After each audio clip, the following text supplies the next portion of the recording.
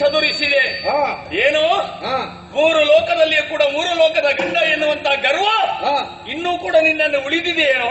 ಅದು ಬೇಕಲ್ಲ ಆತ್ಮಾಭಿಮಾನ. ಹೇಗೆ ಯಾರ ಬಲುಹಿನಿಂದ ನೀನು ಇಷ್ಟೆಲ್ಲ ಕಾರ್ಯ ಸಾಧನೆಯನ್ನು ಮಾಡಿದ್ದೆ ಎನ್ನುವಂತಹ ವಿವೇಚನೆಯನ್ನು ಮಾಡು.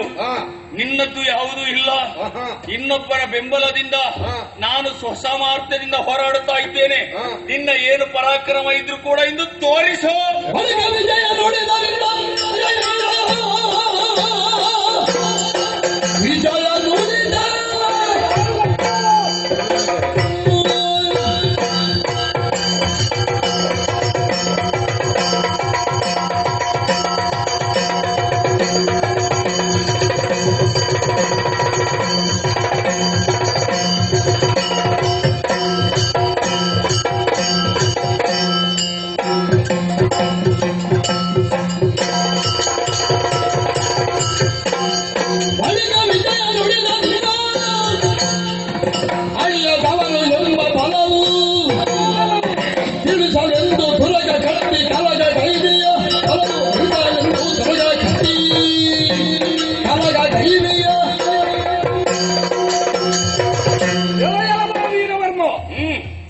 ನನಗೆ ಪ್ರಪಂಚದಲ್ಲಿ ಒಂದು ಹೆಸರುಂಟು. ಏನು? ವಿಜಯ ಎನ್ನುವ ಹಾಗೆ. ಹೌದು, ಗೊತ್ತಿದೆ. ಹೋದೆಲ್ಲರೆಯಲ್ಲೂ ದೇವರನ್ನು ಸಂಪಾದಿಸಿದ ಕಾರಣ ನನ್ನನ್ನು ಹಾಗೆ ಕರೀತಾರೆ. ಬಹುಶಃ ಹೀಗೋ ಏನೋ. ಏನು? ನಿನಗೆ ಭಕ್ತರ ಪರಾಕ್ರಮ ಏನು ಎನ್ನುವುದು ಅರ್ಥವಾಗಲಿಲ್ಲ. ಆದ್ರಿಂದ ನನ್ನ ಕುದುರೆಯನ್ನು ಕಟ್ಟಿ ಇವನ ಪರಾಕ್ರಮವನ್ನೊಮ್ಮೆ ಕೆಣಕೋಣ ಎನ್ನುವ ಕಾರಣದಿಂದ ಕಟ್ಟಿದ್ದೇ ಹೌದು ಅಂತಾದ್ರೆ ಅದಕ್ಕೆ ತಪ್ಪದೋಪಾದಿಯಲ್ಲಿ ನಿನ್ನ ಮಕ್ಕಳ ಪ್ರಾಣವನ್ನು ಹೀರಿದ್ದೇನೆ. ಮುಂದುವರಿದು ಬಂದೆ ಅಂತಾದ್ರೆ ನನಗೆ ದೈವ ಅನುಗ್ರಹ ಇದೆ. ಅದು ಬೇಕು ಅಂತಾದ್ರೆ ಅದಕ್ಕೂ ಒಂದು ಯೋಗ ಯೋಗ್ಯತೆ ಬೇಕು. ಎಲ್ಲವರಿಗೂ ಪ್ರಾಪ್ತಿಯಾಗುವುದಿಲ್ಲ. ಈ ಹಿಂದೆ ಆಗಲಿ ಈಗಾಗಲಿ ನನ್ನ ವರೂಥದಲ್ಲಾಗಲಿ ದೇವನ ಸಾಕ್ಷಾತ್ಕಾರ ಆಗಬೇಕು ಅಂತಾದ್ರೆ ಅದಕ್ಕಷ್ಟು ಶ್ರಮವನ್ನು ಪಟ್ಟಿದ್ದೇನೆ. ಹುಟ್ಟಿನಿಂದ ಆರಭ್ಯ ಇಂದಿನವರೆಗೆ ದೇವರನ್ನು ನೋಡುವ ಯೋಗವೇ ಒದಗಲಿಲ್ಲ. ದೇವರು ನನ್ನ ರಥದಲ್ಲಿದ್ದಾನೆ, ನೋಡಿ ಸಮಾಧಾನ ಪಡಿ.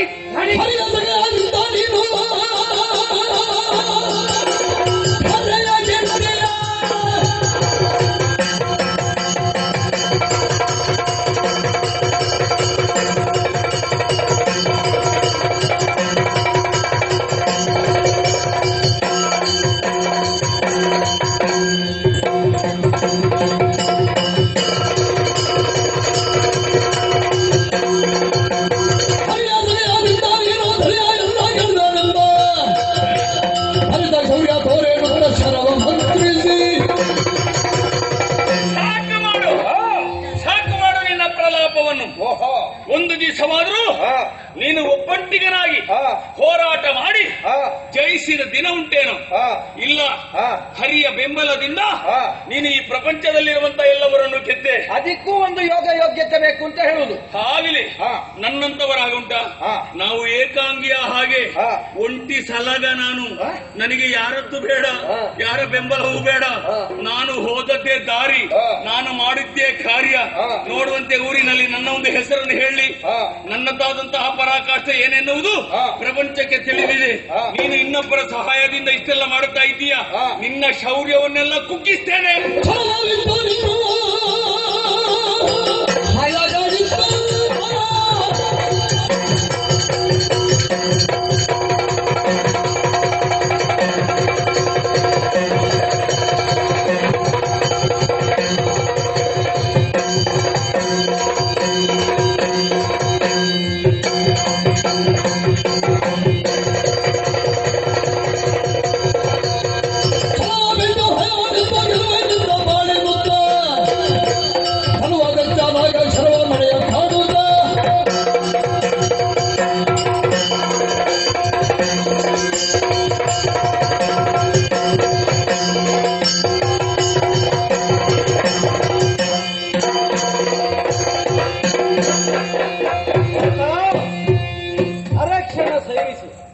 ಯುದ್ಧ ವಿಶ್ರಾಂತಿಯನ್ನು ಘೋಷಣೆ ಮಾಡಿದ್ದೆ. ಯುದ್ಧ ವಿಶ್ರಾಂತಿ ಯಾವುದು? ನೀವು ಆಗಾಗ ಯುದ್ಧ ನಿಲ್ಲಿಸಬಾರದು.